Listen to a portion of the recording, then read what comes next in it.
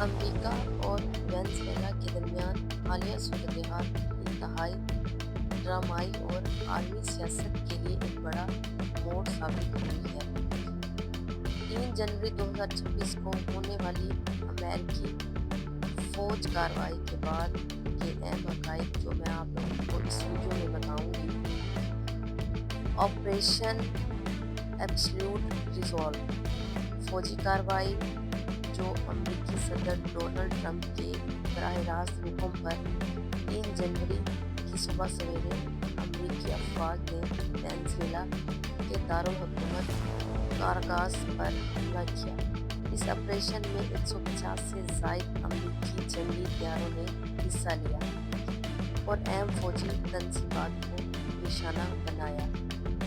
اس کے بعد امریکی اسپیشل فورسز ڈیلٹا فورس نے صدر نکولس مادورو اور ان کی اہلیہ سیلیا فلورس کو ان کی رہائش گاہ سے گرفتار کر لیا۔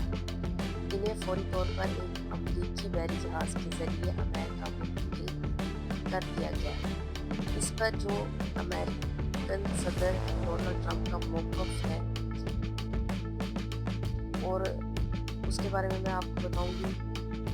صدر ٹرمپ نے اعلان کیا ہے کہ یہ جب تک اقتدار کی محفوظ اور منصفانہ منتقلی مکمل نہیں ہو جاتی، امریکہ وینزویلا کے امور چلائے گا۔ اس کے علاوہ تیل کے وسائل، ٹرمپ نے واضح طور پر کہا ہے اب امریکی تیل کی کمپنیاں وینزویلا جائیں گی تاکہ وہاں کے تیل کے وسیع ذخائر کا انتظام سنبھال سکیں اور ماضی کے نقصانات کا ازالہ کیا جا سکے۔ اس کے علاوہ نیو یارک میں ٹرائل جو نکولس مادورو کو نیویارک کے ایک حراستی مرکز میں رکھا گیا ہے، جہاں ان پر نارکو ٹیرورزم اور کرپشن کے الزامات کے تحت مقدمہ چلایا جائے گا۔ آج 5 جنوری ان کی مین ہٹن کی وفاقی عدالت میں پہلی پیشی متوقع ہے۔ وینزویلا کی اندرونی صورتحال کے بارے میں اب بتاؤں گی۔ مادورو کی گرفتاری کے بعد وینزویلا کی سپریم کورٹ نے نائب صدر ڈیلس روڈریگز کو عبوری صدر مقرر کیا ہے، جنہوں نے امریکی کارروائی کو اغوا اور سامراجی حملہ قرار دیتے ہوئے عوام سے مزاحمت کی اپیل کی ہے۔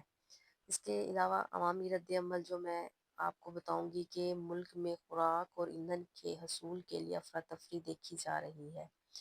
فوج کے کچھ حصے اب بھی مادورو کے وفادار ہیں، جبکہ اپوزیشن کے حامیوں میں خوشی اور خوف کی ملی جلی لہر ہے۔ روس اور چین اسے کھلی مسلح جارحیت قرار دے رہے ہیں۔ اقوام متحدہ کی سلامتی کونسل کا ہنگامی اجلاس طلب کرنے کی حمایت کی ہے۔ چین نے اپنے مفادات کے تحفظ کے لیے قانونی راستہ اختیار کرنے کا کہا ہے اور اقوام متحدہ UN کے جو سیکرٹری جنرل ہیں اسے ایک خطرناک مثال قرار دیتے ہوئے بین الاقوامی قوانین کی خلاف ورزی پر تشویش ظاہر کر رہے ہیں۔ امریکہ اب عملی طور پر وینزویلا کے سیاسی اور معاشی ڈھانچے کو اپنی نگرانی میں لینے کی کوشش کر رہا ہے، جس سے عالمی منڈی میں تیل کی قیمتوں میں بھی اتار چڑھاؤ دیکھا جا رہا ہے۔ مزید آپ ایسی نیوز کے لیے میرے چینل کو سبسکرائب کر لیجیے اور کامنٹ سیکشن میں بتائیے کہ آپ کا کیا تجزیہ ہے اس کے بارے میں۔